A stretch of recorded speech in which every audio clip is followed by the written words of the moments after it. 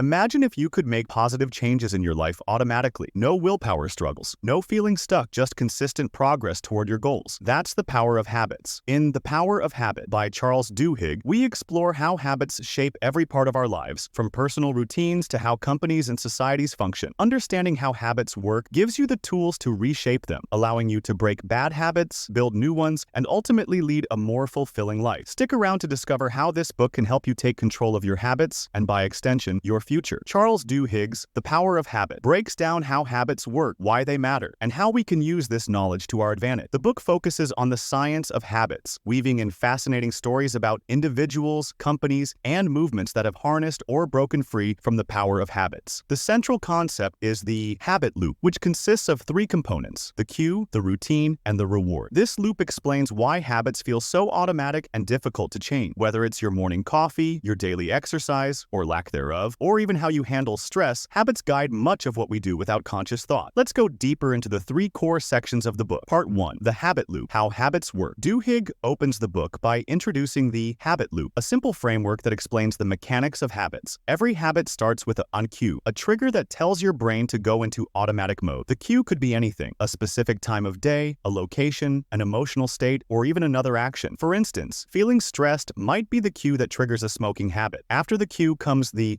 routine, the behavior or action itself. This is what we typically think of as the habit. It could be something physical, like snacking, emotional, like procrastination, or mental, like obsessively checking social media. Finally, there's the psychological reward. This is what your brain receives at the end of the routine, reinforcing the habit loop. The reward could be something as obvious as the taste of a sugary treat, or as subtle as a sense of relief from stress. Rewards are what keep the loop going. If the reward satisfies a craving, the brain strengthens the habit. Duhigg tells the story of Pepsodent, a toothpaste that became a household name not just because it cleaned teeth, but because it created a craving. The cue was the feeling of filmy teeth. The routine was brushing, and the reward was the tingling sensation from the minty toothpaste, which made people feel their teeth were cleaner than ever. The craving for that reward is what kept the habit strong. The key insight from this part of the book is that once a habit is formed, the brain essentially shuts off during the routine, making habits incredibly efficient but also difficult to break. This automation saves mental energy, but it also means that bad habits can become deeply ingrained. Part 2. How to change habits. The golden rule of habit change. Now that we know how habits work, how do we change them? According to Duhigg, the trick is not to completely get rid of bad habits, but to modify the routine while keeping the same cue and reward. This is called the golden rule of habit change. The idea is simple. If you can figure out what triggers the habit, the cue, and what you get out of it, the reward, you can change the behavior in the middle, the routine. Take the habit of reaching for a sugary snack in the afternoon. The cue might be a feeling of boredom or a drop in energy around 3 p.m. The reward could be a brief spike in energy or a mental break from work. Rather than cutting out snacks cold turkey, Duhigg suggests swapping the routine. Maybe replace the sugary snack with a healthier option, like nuts, or take a 5-minute walk to get a break without the sugar crash. The cue and reward remain the same, but the routine changes to something healthier. Duhigg emphasizes that understanding your cues and rewards is crucial. If you're trying to quit smoking, for example, you need to understand what triggers your cravings, stress, social situations, etc., and what reward you're seeking, relaxation, distraction, etc. Once you know these, you can find a healthier routine, such as chewing gum or going for a walk, that provides a similar reward. Another powerful concept from this section is the idea of your keystone habits. These are habits that, once changed, start a chain reaction that transforms other areas of your life. Exercise is a great example. When people make exercise a habit, they often start eating healthier, sleeping better, and even becoming more productive at work. Keystone habits work like dominoes. Changing one key habit can knock over many others, leading to widespread improvements in your life. The book shares the story of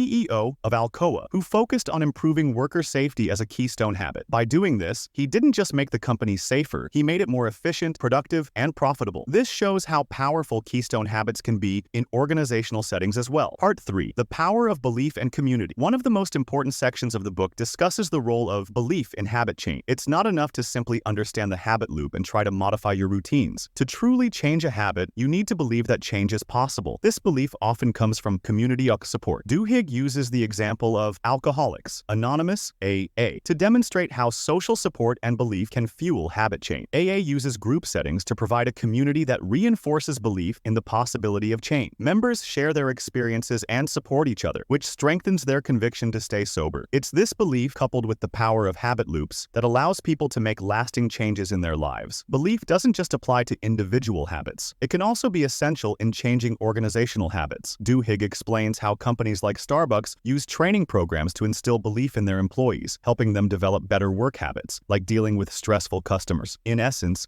belief acts as the glue that holds new habits together, especially in times of difficulty. When people believe they can change and have a support system backing them up, they're much more likely to stick with new routines. Let's distill some key lessons from The Power of Habit. 1. Understand the habit loop. All habits follow a loop. Cue, routine, reward. If you want to change a habit, start by identifying these three components in your own life. What triggers your habits? What routine do you follow? And what reward do you get at the end? Once you've mapped this out, you'll have a blueprint for change. 2. Focus on Keystone habits. Changing just one habit can spark a ripple effect throughout your life. Identify your Keystone habits, the ones that lead to improvements in other areas. This could be exercise, managing your time better, or even organizing your workspace. Start small and let the changes build on each other. 3. Change the routine, not the cue or reward. If you're struggling to break a habit, try swapping out the routine while keeping the cue and reward the same. If your habit is eating junk food when you're stressed, find a healthier routine that still gives you a break or sense of relief. 4. Belief and support are critical. Changing habits isn't just about willpower. It's about believing you can change and surrounding yourself with supportive people, whether it's joining a group, finding an accountability partner, or simply reinforcing positive self-belief. This step is essential for long-term success. Charles Duhigg's The Power of Habit reveals that our lives are shaped by the habits we form, often unconsciously. But the good news is, once we understand how habits work, we have the power to change them. By focusing on habit loops, modifying routines, and leveraging the power of belief and community, we can reshape our behaviors and unlock new levels of success, health, and happiness. This book isn't just about breaking bad habits or starting new ones. It's about understanding the deep-seated systems in our brains that drive our behaviors and using that knowledge to our advantage. Whether you're looking to improve your personal life, enhance your career, or even transform an organization, The Power of Habit offers valuable insights to help you get there. If you're serious about making positive changes in your life, I highly recommend reading this book. It's a must-read for anyone interested in personal development, productivity, or understanding the psychology behind our actions. Thank you for watching. If you found this breakdown of The Power of Habit insightful and want to dive deeper into improving your daily routines, hit that like button and subscribe to UPGRAID